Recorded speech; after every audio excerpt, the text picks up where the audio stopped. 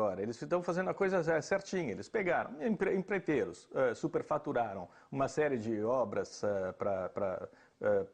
contratadas pela Petrobras, segundo estimativas, mais de 21 bilhões de dólares de superfaturamento, mas vai ser um desdobramento do que já se sabe agora. O que se sabe agora é o maior esquema de corrupção da história do Brasil, foi revelado.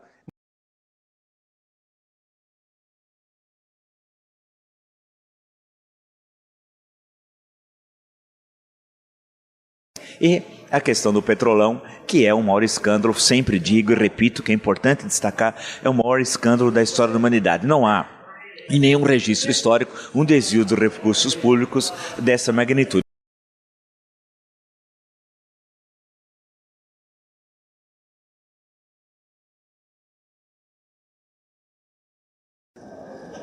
Mas eu queria dizer para vocês algumas coisas que eu considero importantes.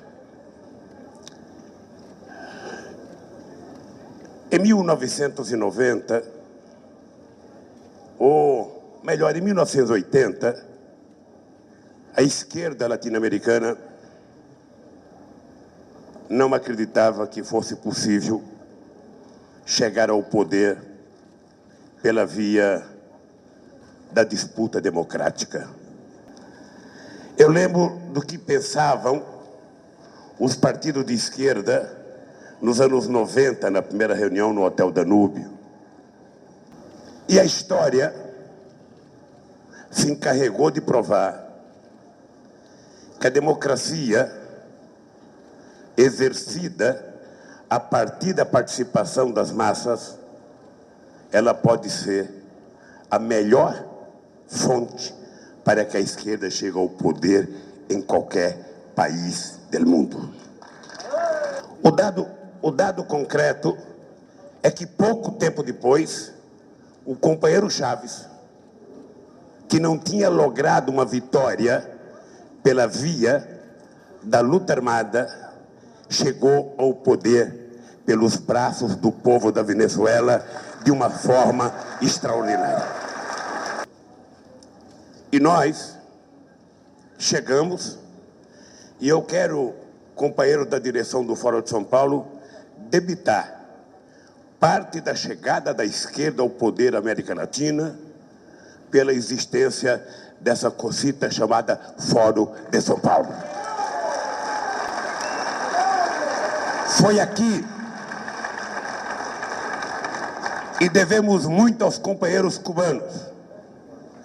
Devemos muito aos companheiros cubanos.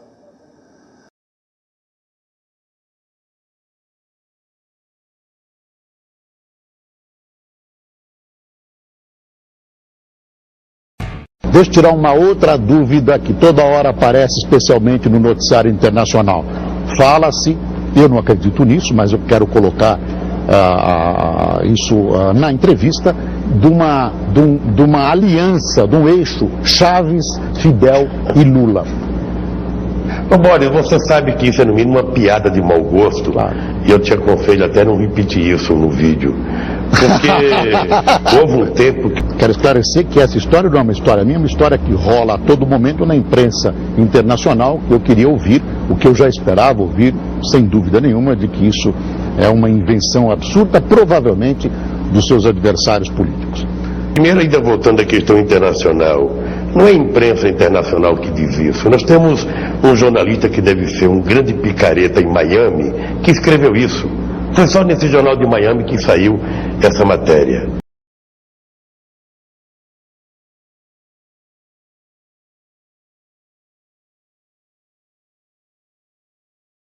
O que o Brasil quer na América do Sul? O que você identifica como objetivo?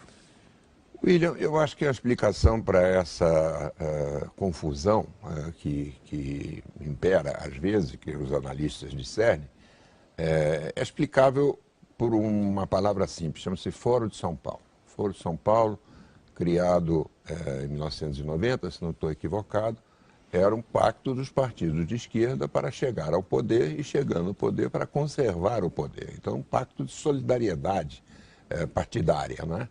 E isso, a meu ver, explica Lula, explica a posição em relação ao Paraguai, explica a posição em relação ao Chávez, explica a condescendência em relação a Evo Morales, explica uma certa também condescendência em relação ao presidente do Equador. Esse, eu acho, o fio condutor é essa solidariedade partidária que nasceu no Fórum de São Paulo. O que você está mencionando é um pacto ideológico. Sem dúvida. Que se sobrepõe ao que seriam os objetivos de um dúvida. Estado ou de um país. Sem dúvida. Na sua análise, o que acontece com a política externa brasileira é que ela obedece a preceitos ideológicos e não aos interesses nacionais. Foi o que o Viola disse, a política externa não é mais uma política de Estado, é uma política basicamente partidária.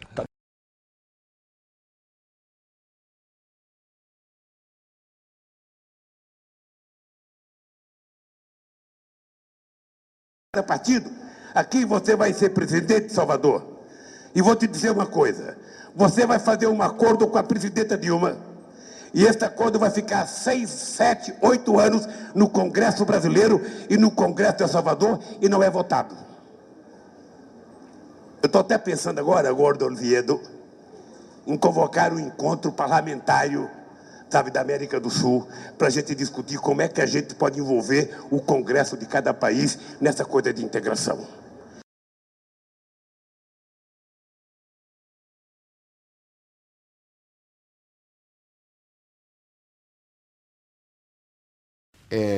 Que houve roubo no Brasil desde as capitanias hereditárias? Houve. Que havia roubo na Petrobras na vigência do governo FHC? O próprio Barusco confessou isso, o Pedro Barusco. Ele disse, sim, eu comecei a receber dinheiro da SBM Offshore em 97. Foi no governo Fernando Henrique. A questão... Olha o bonito aí, ó. Olha o bonito aí. Olha ele aí. Olha aí. A questão é saber... Né, esse é o Barusco. Gente. A questão é saber se o roubo faz parte de um esquema de poder e está articulado como uma máquina partidária e, portanto, pertence a um projeto, ou se o roubo é, digamos assim, uma iniciativa individual, ainda que sejam várias iniciativas individuais. É isso que distingue o Mensalão, é isso que distingue o Petrolão de outros roubos que já houve no país. Aqui propina é uma coisa. O fato de estar articulado com um projeto de poder. Que é um Esse ataque é à democracia. Que é um ataque à democracia.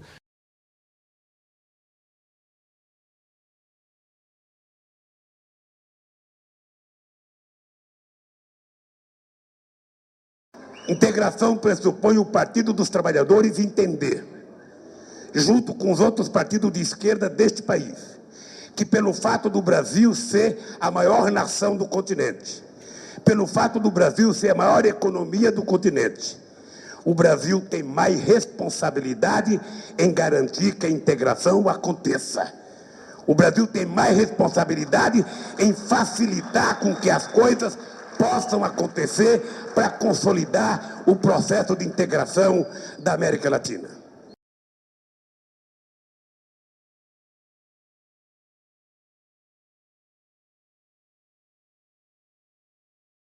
Perdeu até agora. Eles estão fazendo a coisa certinha. Eles pegaram empreiteiros, superfaturaram uma série de obras contratadas pela Petrobras, segundo estimativas, mais de 21 bilhões de dólares de superfaturamento. Uma parte desse dinheiro foi para a diretoria da Petrobras e outra parte para os padrinhos políticos desses diretores da Petrobras.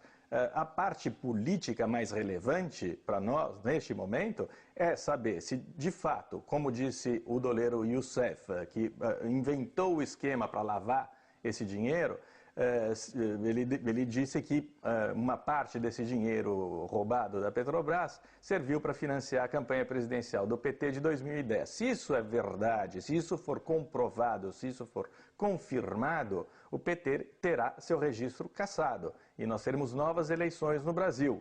Essa é uma possibilidade concreta, porque até agora tudo que foi denunciado está em processo de confirmação.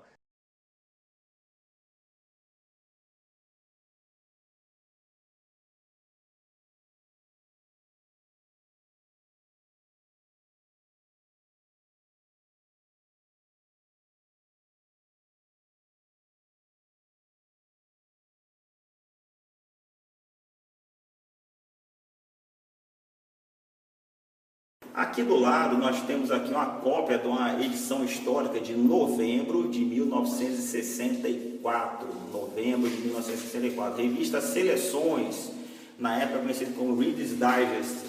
Hoje é conhecido como Seleções, que é uma revista muito conhecida em todo o Brasil e todo mundo gosta de ler. O título é A Nação que se Salvou a Si Mesma. Né? O porquê que ela coloca essa observação? Porque a nação brasileira, ela conseguiu se livrar do comunismo sem o povo entrar em combate, sem morrer dezenas de milhares de pessoas, como acontece nos outros países.